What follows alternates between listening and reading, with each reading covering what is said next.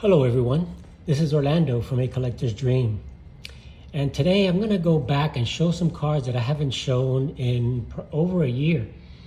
I was looking at, we were on a live stream last night. You guys can go back and check it, Donnie live stream, Don Field of Dreams. And you know, everybody's talking about some hobby burnout. They're not buying that many cards, and very few pickups, those type of things. So for a while, I've been going back and looking at my cards and just hanging out there and going back through my collection. And I think this is a good time because I'm almost at 1,900 subscribers. And you know, we discussed last night, there's a lot of people that haven't seen a lot of my collection, haven't seen a lot of my cards because they're new subscribers or they just came on, you know, within the last 6 months or within the last year. And you know, these are things that I've shown in the first videos that I did.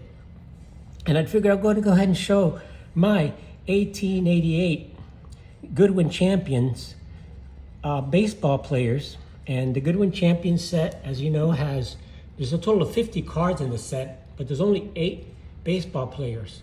But out of the 8 players, there are 4 Hall of Famers. So I'm going to show you the 4 non-Hall of Famers, which were still awesome players during that time. And this is Brouthers. And Brouthers was a pitcher, you can see, for Brooklyn. And yeah, I just love the artwork on these cards and just the way that the uniforms, the cap, and things like that. The back is all the same. It's all the checklist. You know, now there is one variation where some of them do have this down at the bottom, that little inscription here, and some of them do not. So that's the only variation. But what I've seen is just, it seems like it's pretty, there's no rarity there. So anyway, that's the Bob Carruthers, the pitcher for Brooklyn. And that's one of the guys in this 1888 Goodwin Champion set. And like I said, there are 8 baseball players. And here's another one, Ed Andrews. And Ed Andrews was another great, these were the best players during the day. And he was a center fielder for the Philadelphia.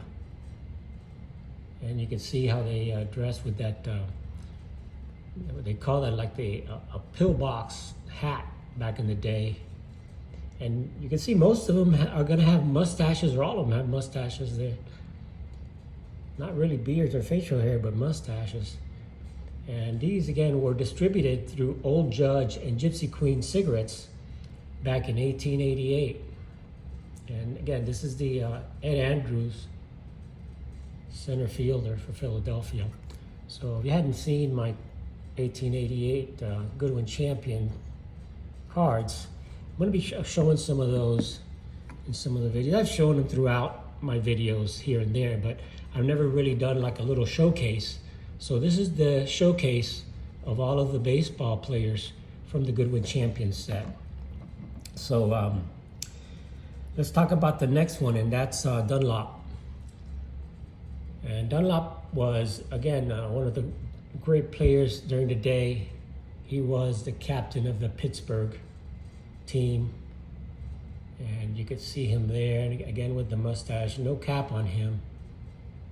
But another great player back in the day. And again, what happened was that Mr. Goodwin, who owned the Old Judge and Gypsy Queen cigarettes and was the biggest producer of the baseball cards back in the day, he did all those Old Judge's cards.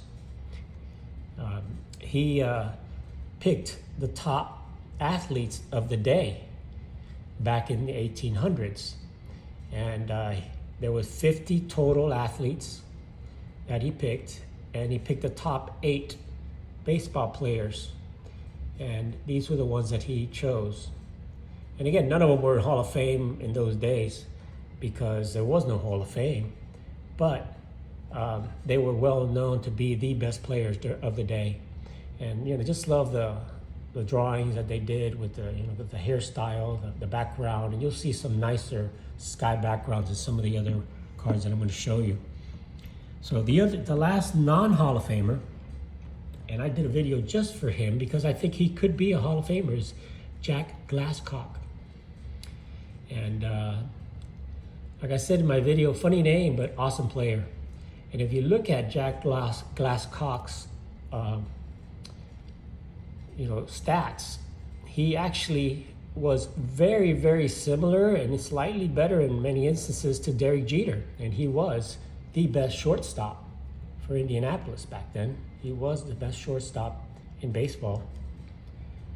And a very good player back in the day, and really should be regarded as really the first real superstar shortstop. And you could see he played with no gloves, and he was known as Pebbly Jack Glasscock. And the reason he was called Pebbly is because he would pick up all of the pebbles from the dirt so that he wouldn't make any bad hops, and he was to make sure that he would get all the balls.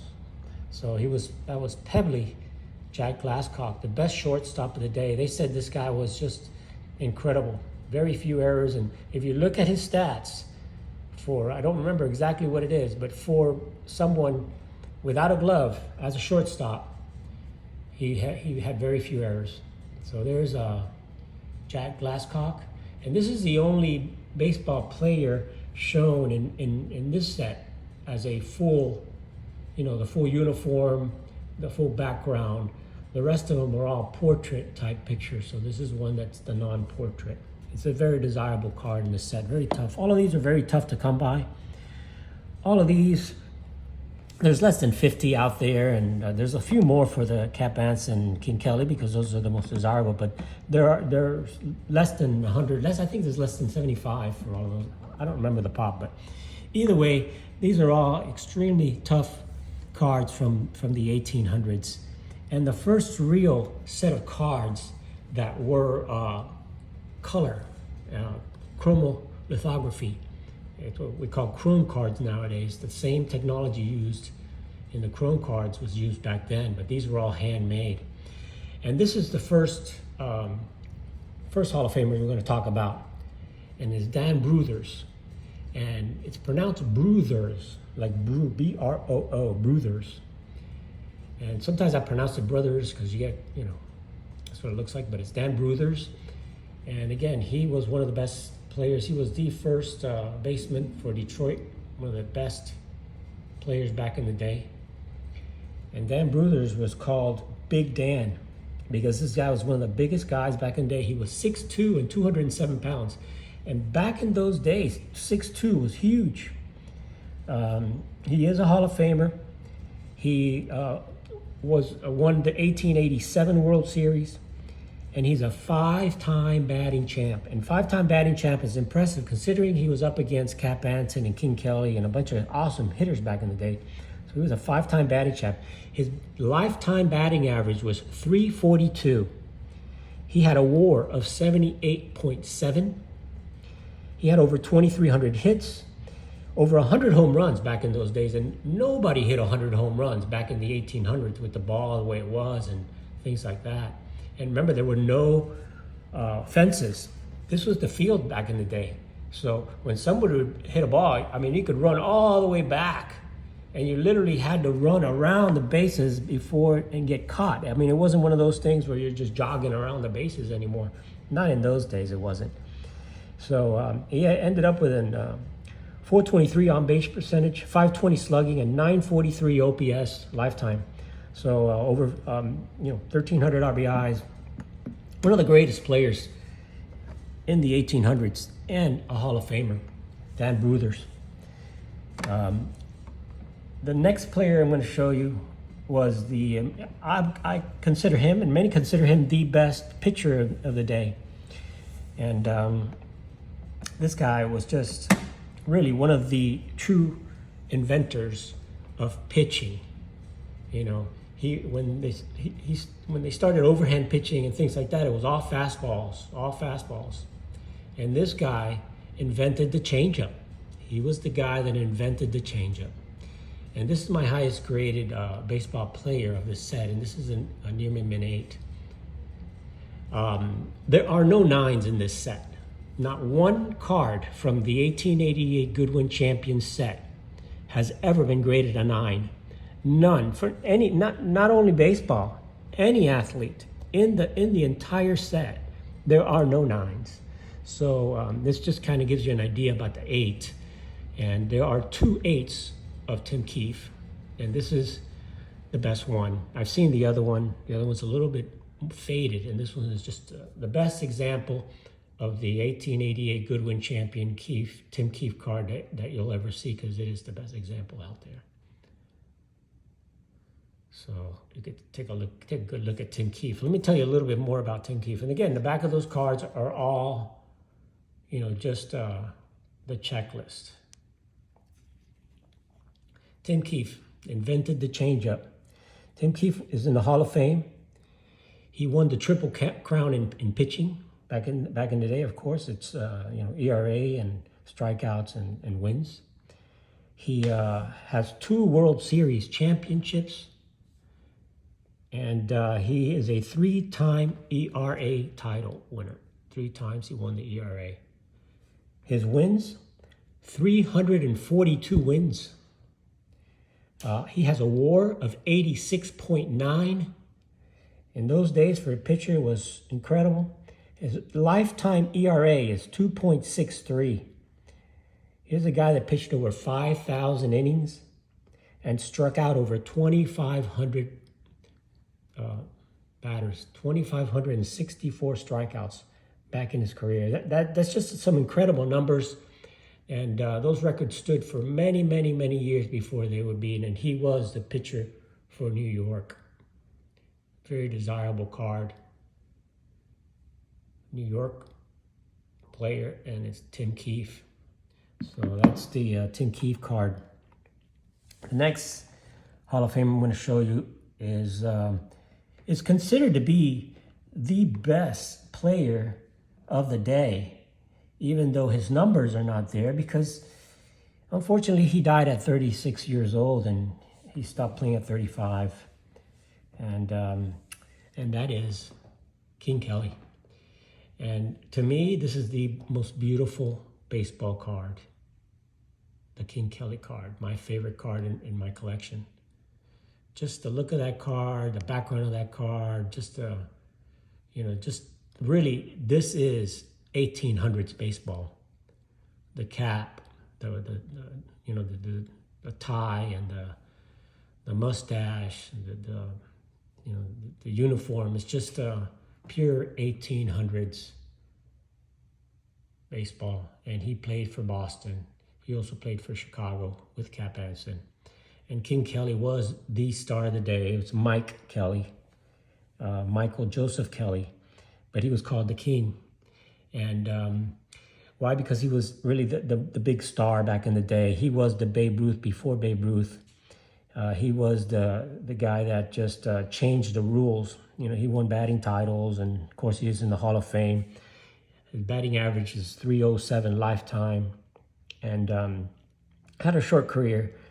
He didn't quite get to 2,000 hits, but this is a guy that just was the star. And if you've heard the play Casey at the Bat, it was written after Kelly. That's the what the rumor is, and that's what the history shows. Some articles written up about that. But just the sky on that card, the way that it's done, and just his face on that, just a beautiful, beautiful card from the 1800s, and that's the 1888 Goodwin Champion, King Kelly, Mike King Kelly. So I wanted to share King Kelly with you guys. I've talked a lot about him. I've done videos on King Kelly, and you go back and see and read up about him. He was just, they invented spring training because of him. They did a lot of things. He changed the rules of baseball. There's a lot of things that he did that, he was a manager, he was a catcher, he was an outfielder. He did a little bit of everything. And just King Kelly's a lot of stories on King Kelly. I can't start talking about him. I'll make the video too long. So we're going to move on, and I'm going to show you the last and really the most probably recognizable card and the most expensive card technically in this set, and that's the Cap Anson. So The Cap Anson is just another one of those beautiful cards, one of those iconic cards in the hobby. And Cap Anson, of course, is, you know, one of the greatest players ever, and what is considered to be the greatest player of the 1800s. Cap Anson had a WAR of 94.3, the first player to get to 3,000 hits, 3,435 hits. He had almost 100 home runs. Again, in those days, you don't hit home runs. And a lifetime batting average of 334. And he had a long career. So he had, 277 stolen bases, just over 2,000 RBIs. He was just 2,000 runs. He was, 4-time batting title. So Cap Anson, one of the greatest players in all of baseball, and one of the most beautiful cards in the entire hobby. That background, the sky, how that's done and how that's drawn. His face there looking so stoic with this, the hair and the uniform, and just one of those cards that is an iconic card in the hobby, and of one of the greatest players in the history of baseball. So that's Cap Anson, first base for Chicago. So guys, wanted to share some cards that I had not shared in over a year. I may have shown a card of here or there. Last time I shared these were in my, when I did my top 50 cards video, which was last November. So it was or last December, so almost a year ago. So I wanted to share with you guys some of my collection that some of the new subscribers, really haven't seen yet. And you may not have seen the entire baseball players for the Goodwin Champion set all together in one shot. So this is them. So I just want to thank you guys for watching. I truly appreciate all of your comments, all of your all just everything you guys do for the hobby, and just all of the great comments and great stuff that I get. So I really appreciate it. I will be on a live stream on Sunday at 9:30 on James Elite Hunters channel. So be watching for that. I'll post that as soon as I get the thing from James. So thanks again, guys, for watching. This is Orlando from A Collector's Dream. Have an awesome day, and I'll catch you on the next one.